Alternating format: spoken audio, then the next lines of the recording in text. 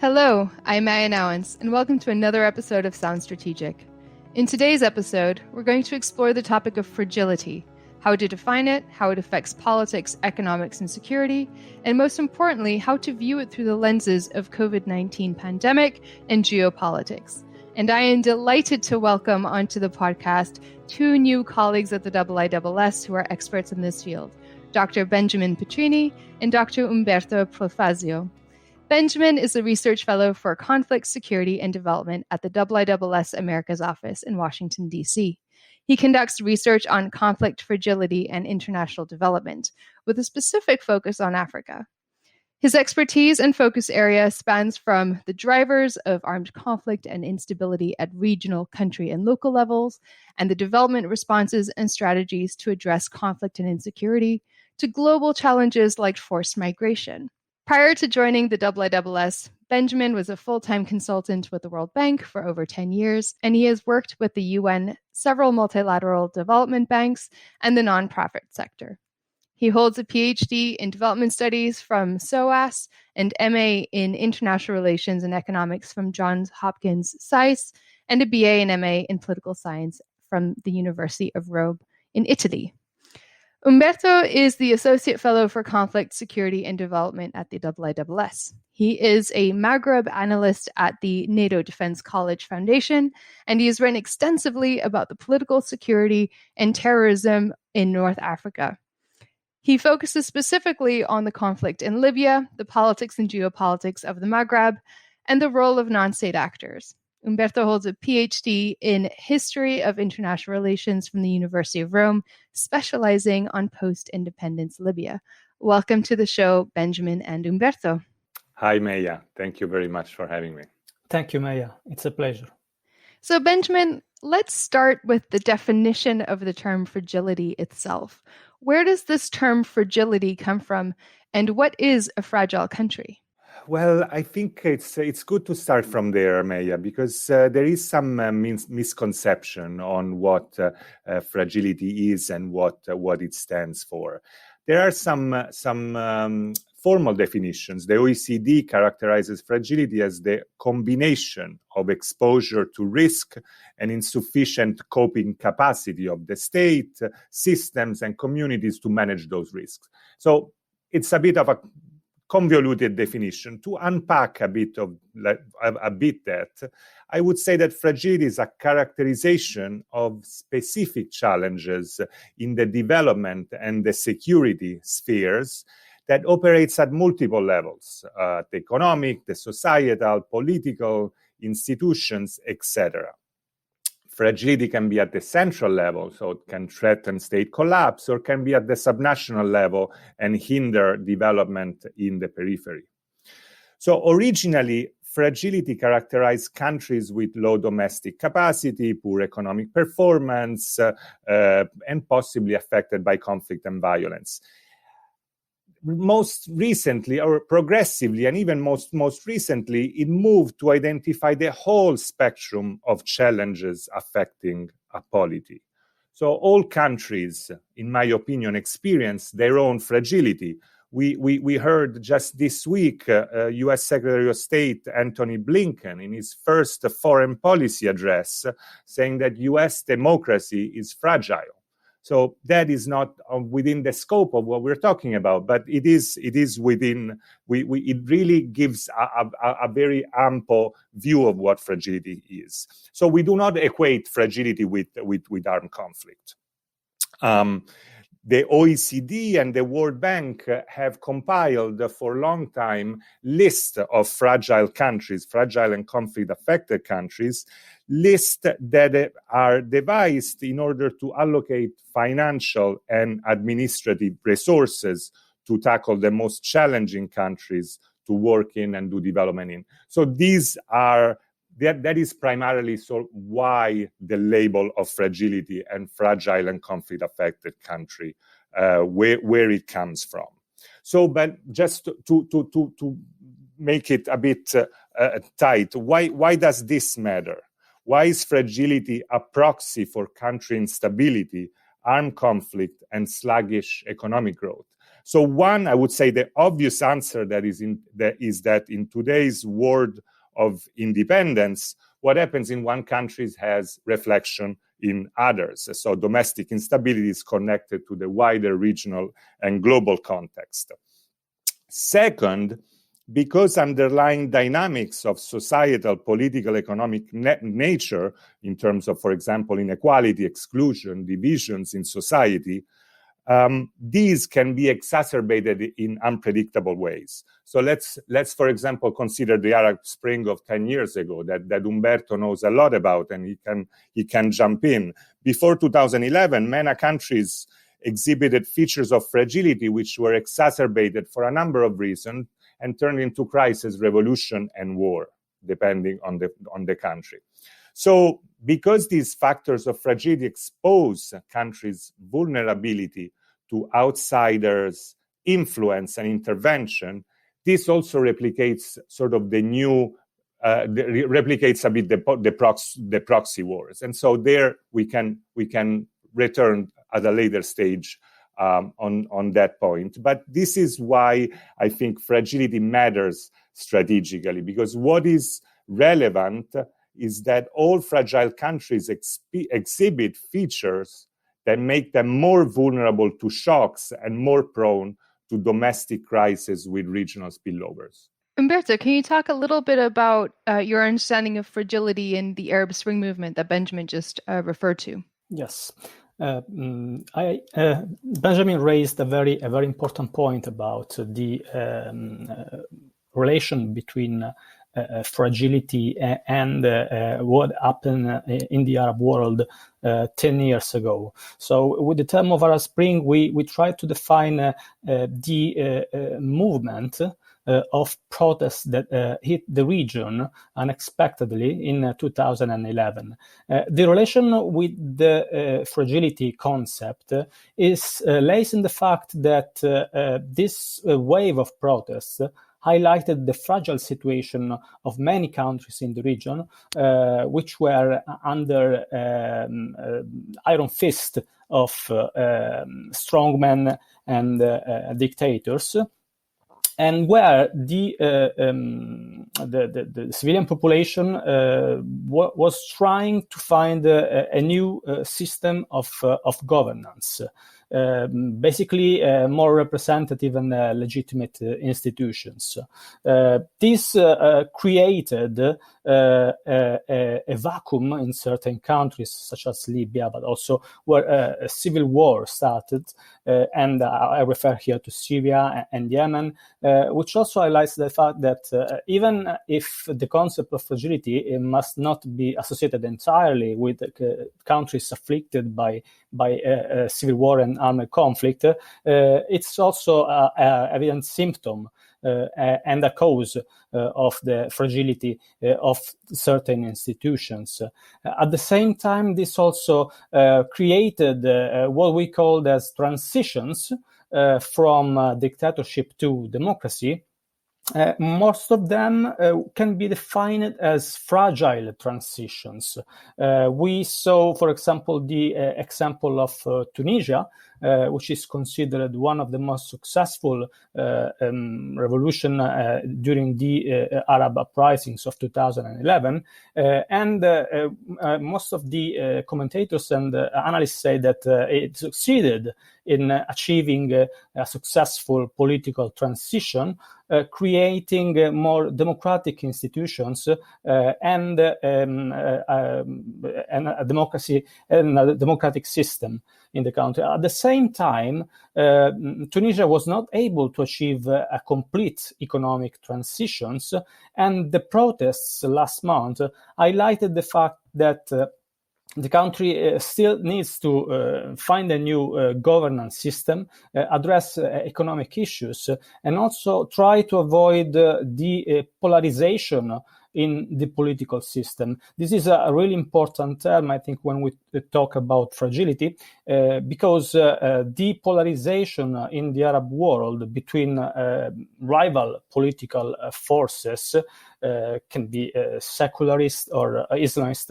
on one side, is a driver of fragility, not only in this fragile context, but also in the Western democracy, we saw in January with the events in Washington, D.C. I think you both make some really interesting points about fragility not just being limited to countries experiencing conflict or in the developing world or least developed world, but also something that we see very much, or in some cases, something that we see in the developed world as well. I also would like to expand a little bit about the ways that fragility manifests itself outside of the realm of violence and armed conflict. So, for example, how it can be linked to things like environmental change and technological transfer. In the Arab Spring, of course, technological change played a significant role in some of these uprisings as well. Could you expand a little bit on that as well, please? Okay, the fact that we try to, in the conflict, security and development program, we are trying to approach fragility as in a multidimensional way. So, of course, a conflict is one of the major aspects that we are trying to focus on. But there are several layers which need to be understood more properly. And I think, for example, that the recent external shock, for example, of the COVID-19 pandemic, also highlighted the fact that fragility can also have an economic dimension, an economic aspect, which can also have an impact on the local population, creating a new wave of protest.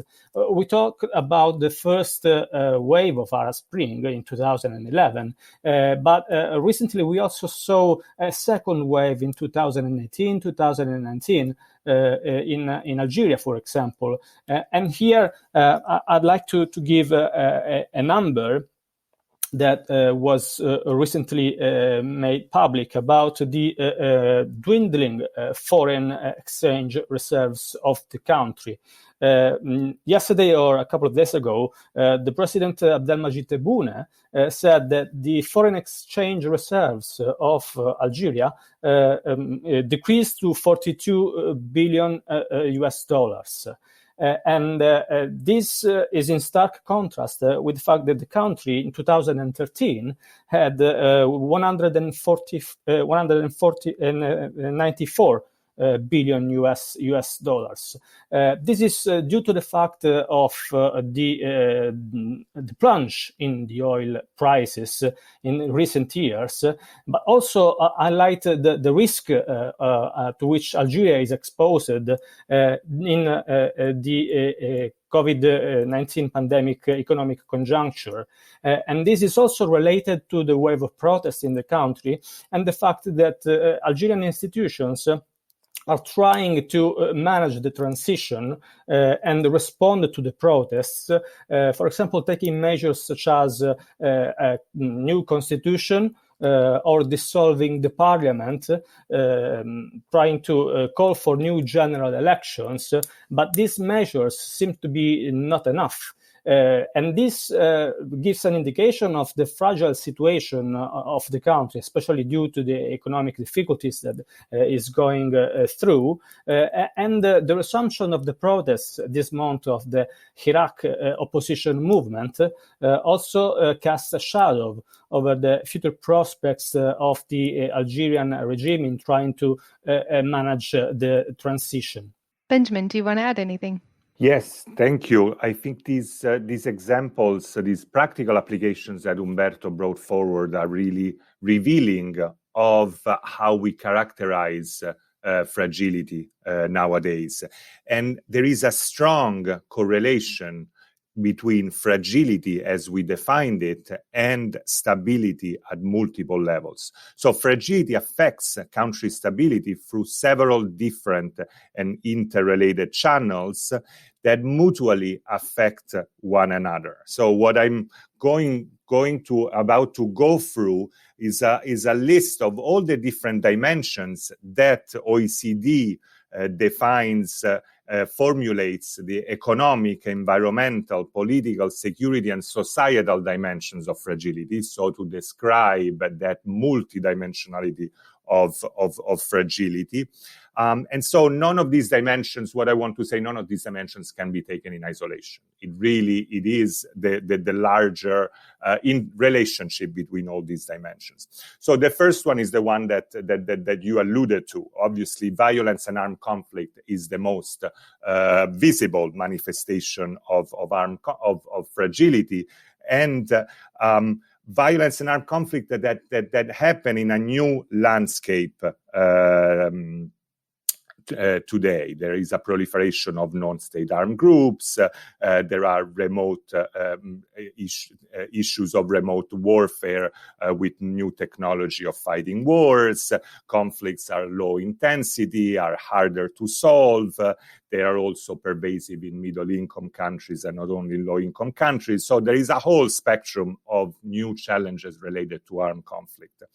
But fragility does not stop there, as Umberto rightly said in the application and some of the examples related to North Africa. To me, first of all, is the nature of the political settlement is something that defines the level and the extent of fragility. So the extent to which groups in society adhere to the rules of the game, meaning the established political settlement or political order in that specific country, affects the stability and the fragility of that country. So, for example, there are either peaceful transition of power or violent struggles between elites in a zero-sum game. So the way that sort of we see the nature of that political settlement has some important ramifications on fragility. Secondly, I would say the governance gap and weak institutions. So the issue of poor capacity at all levels of government, local, subnational, regional, and national government is central to fragile states. And this has been really recognized by OECD, World Bank, and all the multilaterals as really the key to lift countries capacity to improve their economic management, to improve their economic performance. So effective and capable institutions are needed to, first of all, to peacefully manage conflict in society. Secondly, to provide the adequate services that meet the aspirations of society and reinforce the social contract and the legitimacy. And third, to raise the resources and implement the policies to advance the SDGs, for example, which is really on the table today. And we can talk about that capability trap. The progress in institutions is too slow in order to enact those broad-based socioeconomic reforms that will advance on the SDGs. Other factors, poverty, obviously, and poverty in itself is another multidimensional issue. So the connection between poverty and fragility is very strong. We can see that poverty features highly in all fragile countries. So we know that over 3/4 of all extreme poor globally reside in fragile countries, according to the World Bank. Poverty rates have increased in fragile countries, which is driven by a cluster of protracted fragile countries. We also know that as a result of COVID-19, poverty will be there will be more poor in fragile countries than non-fragile countries as a measure of increase. And also what you alluded to environmental pressures and demographic pressures, which affect the demographic pressures negatively affect the youth employment and their livelihoods, with obviously a cascade of effects, as Umberto has mentioned in North Africa, during the Arab Spring and more recently as well. The environmental pressures are known to all of us. The climatic changes, the natural disasters cause changes in agricultural cycles, in the availability of natural resources, for example, on land erosions, all of which have negatively effects on livelihoods and on food security, and as a result on country stability. Lastly, the technological transformations and the rapid changes in society affects the state's fundamental ability to respond, and in turn affect people's expectations and aspirations, which loops back in negatively affecting state legitimacy. Very comprehensive overview of the different manifestations of fragility as you see them. But of course, in the last year, we've had a lot of discussions about the COVID-19 pandemic, how that's affected countries. You already talked about how it might affect fragile countries and the poor in fragile countries more than in others. But of course, also great power competition and geopolitical competition. How do these two elements really affect how we understand fragility? And would you say that we're now dawning on a new frontier of fragility? I think so. This is an excellent question, Meia, because what fragility policy has been for the last 15 or 20 years, it has been dominated by multilaterals. The conversation on fragility and on fragility policy. Now, this is no longer the case. And as you hinted, that we operate today in a new landscape. The first one is this global shock on COVID-19. This global shock on about COVID-19 that we are still in, and that has a direct impact on fragility. So the impact on fragile countries. The World Bank estimates that fragile countries account for 23% of the global population, but 43% of those expected to fall into extreme poverty due to COVID reside in those fragile countries that the World Bank identifies. So the toll on fragile countries, we know that it's going to be higher than non-fragile countries. So that, together with all the other impact that we know at the social, political, and economic level. So let alone the impact on poverty is going to be massive. The second factor that I think it really changes a bit the equation on fragility is the current phase of global disorder, if you will, that we have experiencing now for a few years, which is also changing the policies and the politics of fragility. So fragility, I would argue, that now can really be viewed through the prism of foreign policy and geopolitics for a number of reasons. So fragility becomes increasingly entangled with foreign policy interests of great powers and regional powers, which resemble the Cold War-style proxy wars.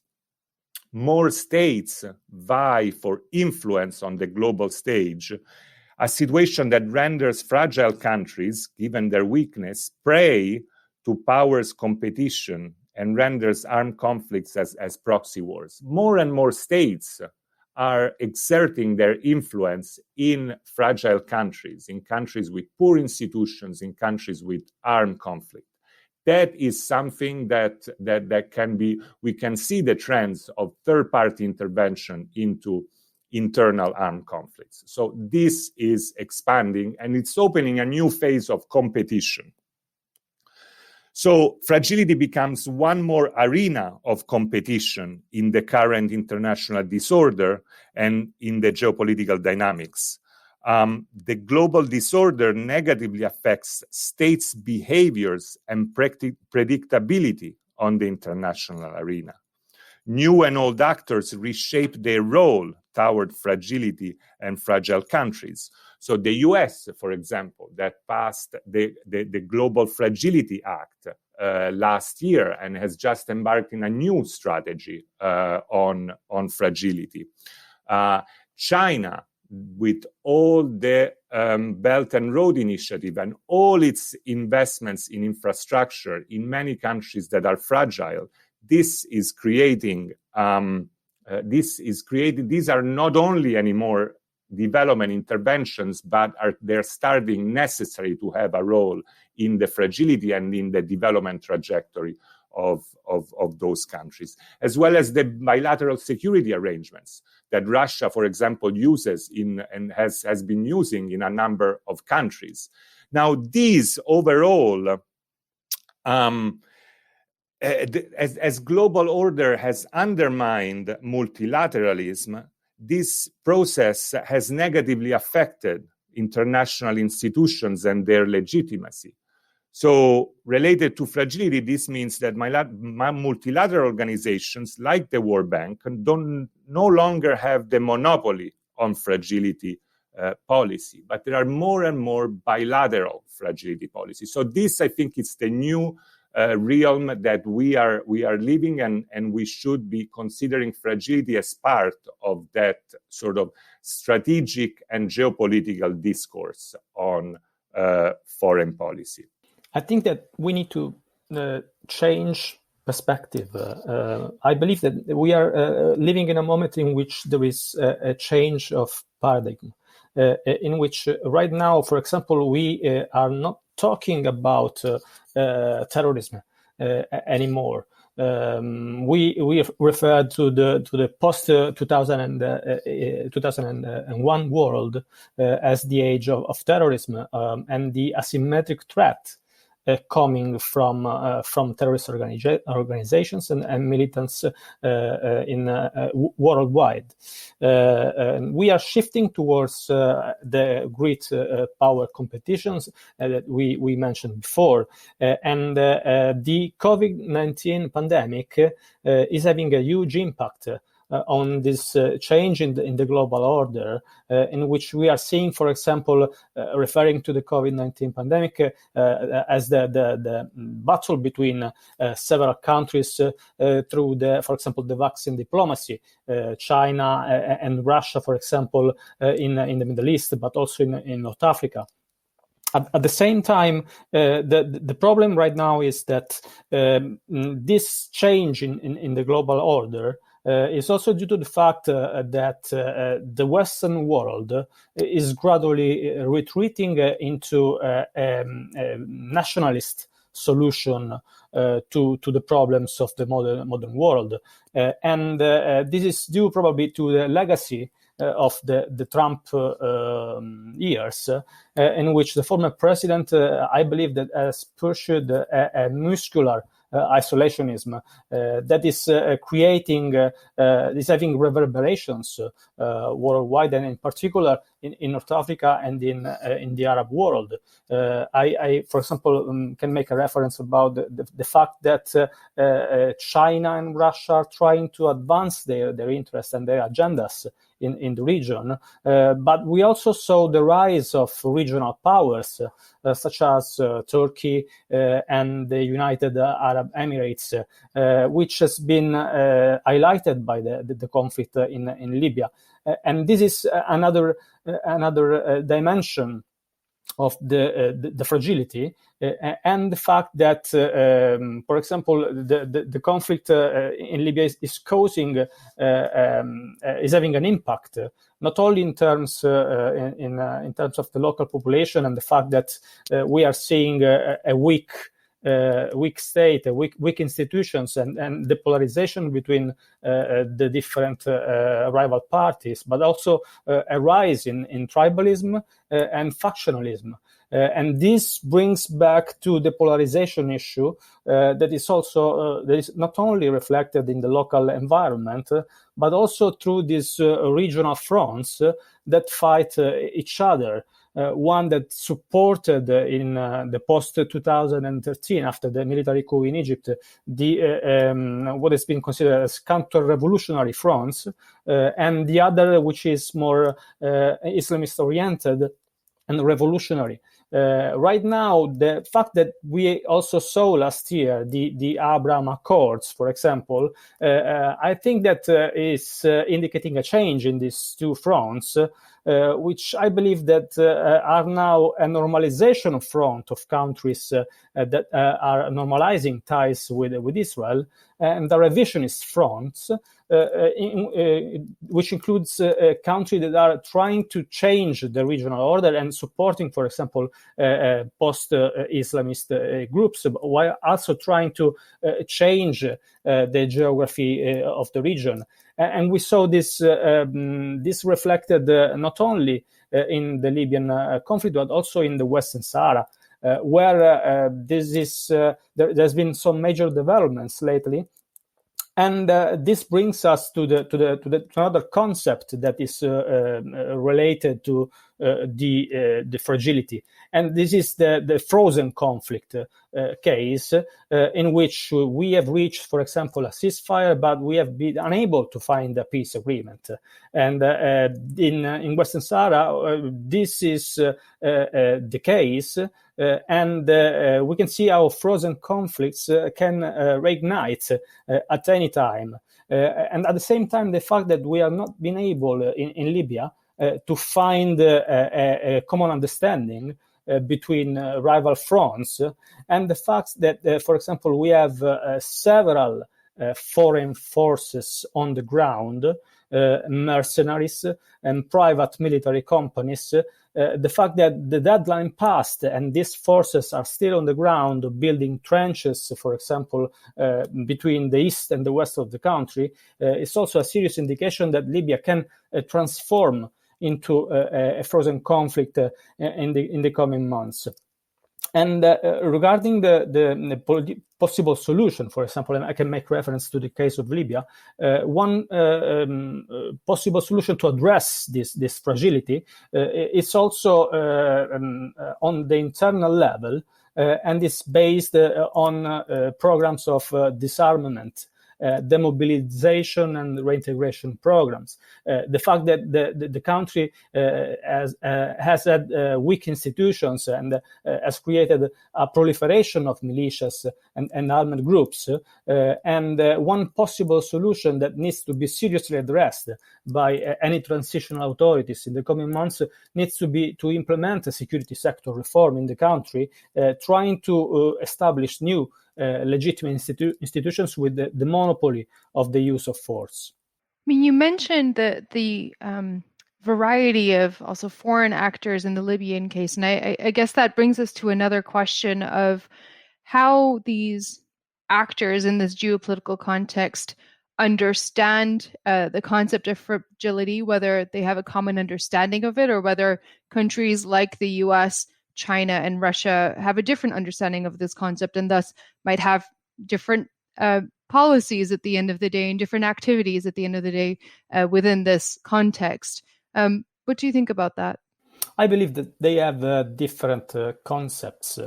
There may have been in the past years some kind of convergence between these different ideas on fragility by the different actors involved in the conflict in Libya.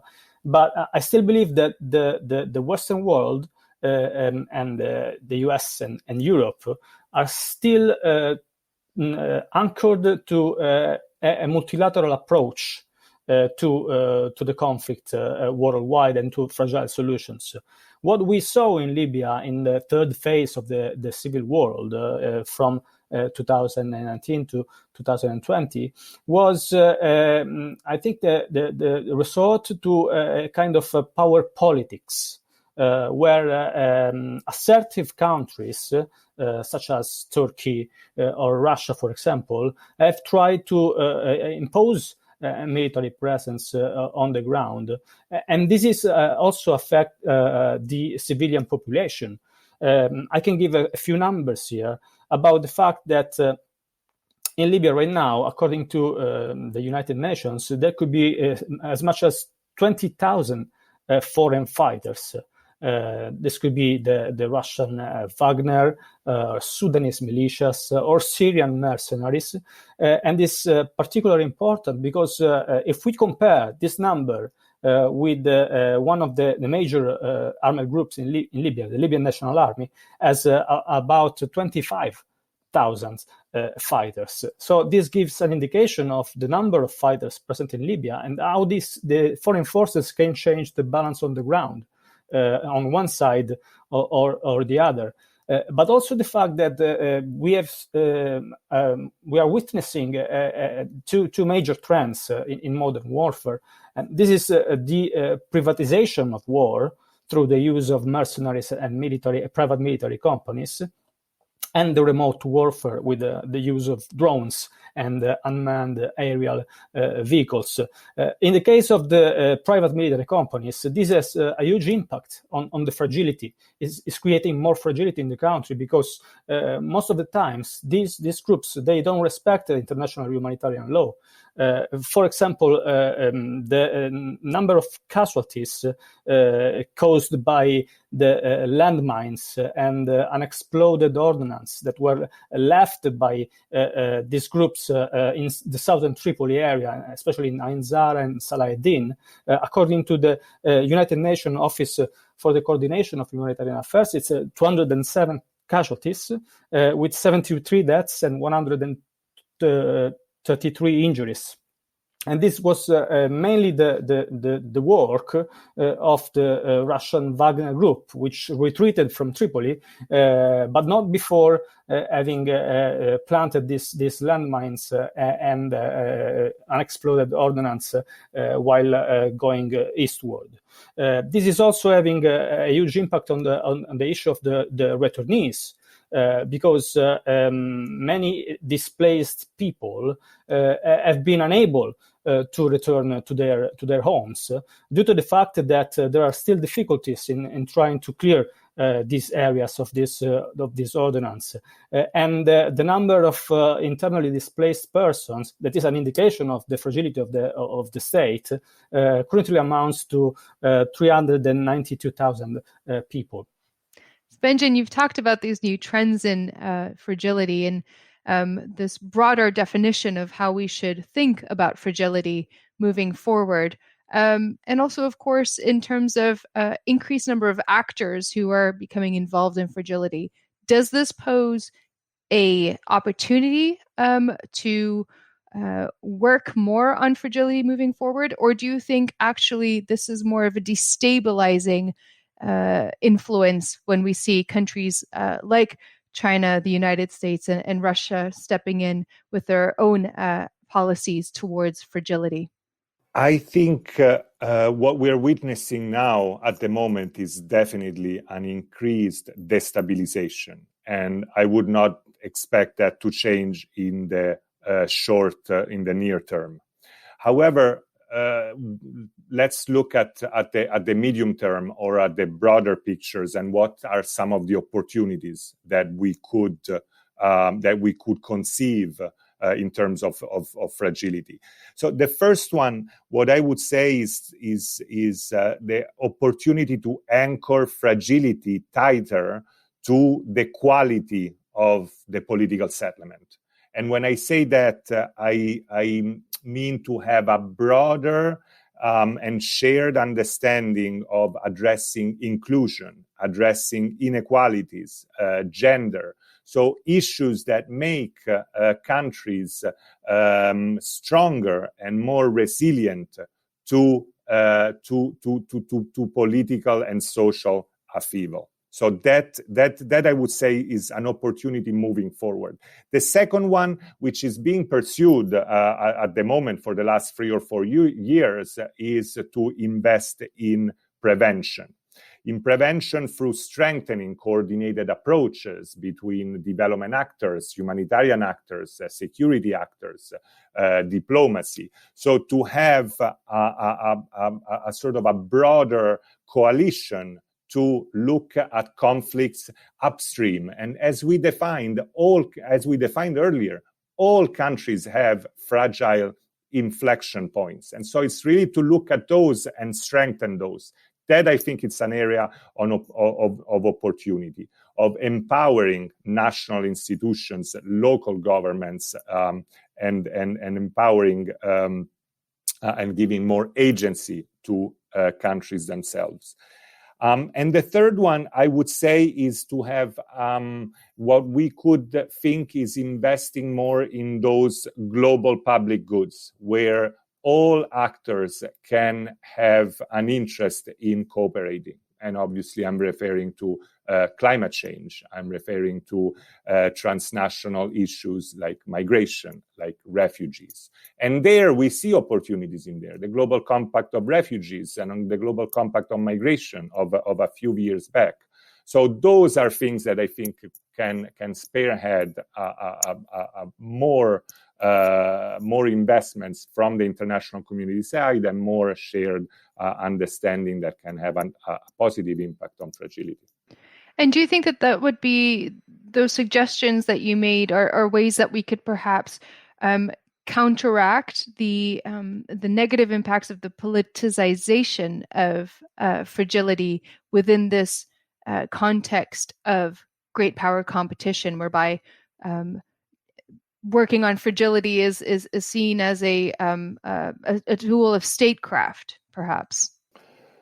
We need to work on different levels, right? So we need the normative levels. We need to put countries together in front of their responsibilities vis-a-vis global public goods, for example. Or and obviously, so that is one level, the normative level. The political, the strategic level of countries. At the moment, we are seeing an increased polarization, as Umberto has described for different reasons. So at the moment, the political space is tighter for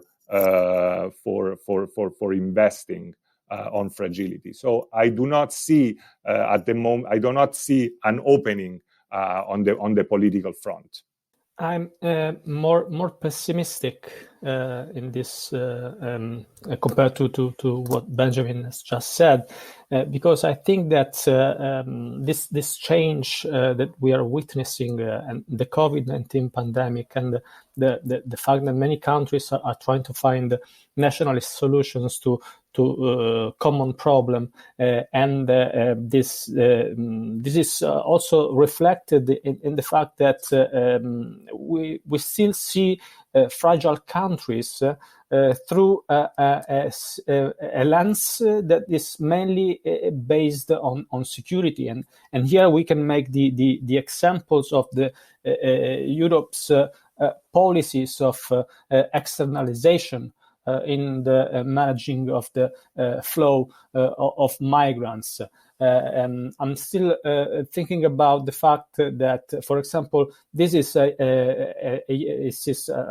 having a huge impact, not only on the countries of destination, and we saw in the last couple of years the shift in the public opinion in several European countries towards far right and populist movements due to increasing number of migrants arriving in Europe, but it's also having a huge impact also on fragile states and transit countries as well, such as Libya, where, according to the latest estimates, there are about 600,000 migrants, refugees, and asylum seekers, and some of these are still held in squalid condition in many detention centers across the country. So this is an approach that is short-sighted and reflects the fact that we are still looking at the common problem through a nationalist solution, and some that is not probably right now is not acceptable, especially considering the fact that this creates more conditions for fragility to continue in these countries. I think we need to just change the approach, and the fact that the new US administration said that is looking at the world through a new multilateral approach compared to the previous years, it's a clear indication, but we still have to see if the facts are the facts comes which what are the main consequences of these words. Well, thank you both for coming on the show today. We've unfortunately run out of time, but we've covered a lot of ground. And I like your final comments, which are optimistic, but recall a need for a heavy dose of reality and realism when looking at the topic of fragility. Looking forward to seeing your future work at the IISS on this topic. Thank you, Meia. It's been a pleasure. Thank you, Meia. Thank you very much for having me. It was a pleasure. And thank you all for listening. We hope you enjoyed the episode. Please do follow, rate, and subscribe to Sound Strategic wherever you listen to your favorite podcast to keep up to date with all the latest episodes. And for more in-depth analysis of the key international security and defense issues from around the world, be sure to follow the IISS on Twitter, LinkedIn, or visit the IISS website. Thank you and see you next time.